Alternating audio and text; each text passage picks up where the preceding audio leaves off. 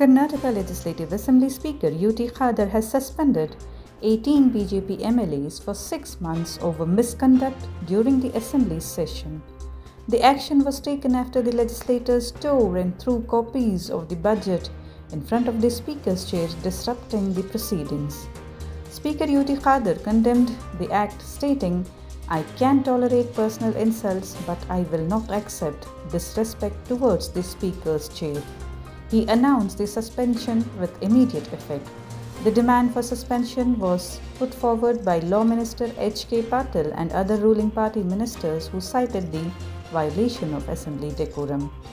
The suspended MLAs include Doddanna Gowda Patil, Muniratna Naidu, Ashwath Narayan, S.R. Vishwanath, Bharat Shetty, Sharanu Salagar, C.K. Ramamurthy, Dheeraj Muniraju, Yashpal Suvarna, Umanath Kotian, B.P. Harish, B. Suresh Gowda, Channa Basava, Baswaraj Mattimadu, Bairati Baswaraj, M.R. Patil, Chandru Lamani, and P. Suresh Gowda.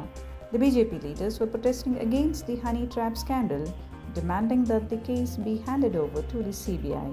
Their protest escalated as they entered the assembly well and staged a sit-in demonstration.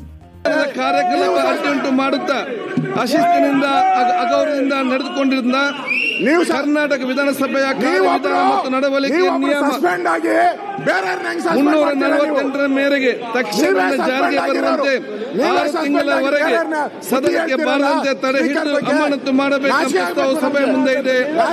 ಪ್ರಸ್ತಾವದ ಪರವಾಗಿರುವ ಹೌದು ಎಂದು ಸೂಚಿಸಬೇಕು, ಪ್ರಸ್ತಾವದ ವಿರೋಧವಾಗಿ ಇಲ್ಲ ಎಂದು ಸೂಚಿಸಬೇಕು. ಪ್ರಸ್ತಾವ ಹೌದು ಪರವಾಗಿದೆ ಎಂದು ಭಾವಿಸುತ್ತೇನೆ.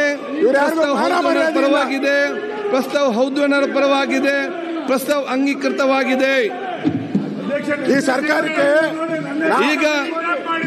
ಈಗ ವಿಶೇಷವಾದ ಒಂದು ರಿಕ್ವೆಸ್ಟ್, ವಿನಂತಿ ನಿಮ್ಮೆಲ್ಲರೂ ಕೂಡ ವಿಶೇಷವಾದ ಮನವಿ. ಮಾನ್ಯ ಸದಸ್ಯರಾದಂತಹ ದೊಡ್ಡಣ್ಣ H Patil, ಅಶ್ವತ್ಥನಾಥ್ CA, ಎಸ್.ಆರ್. Patel, BA. Basavaraj, MR. Patil, Chennabasava Chenni, B. Suresh Gowda, Umanath Kotian, Sharan Salagar, ಡಾ. ಶೈಲನ್ ಬೆಳ್ದಲೆ, ಸಿ.ಕೆ. ರಾಮಮೂರ್ತಿ, ಯಶ್ಪಾಲ್ ಸ್ವರ್ಣ, ಹರೀಶ್ ಬಿ, ಡಾ.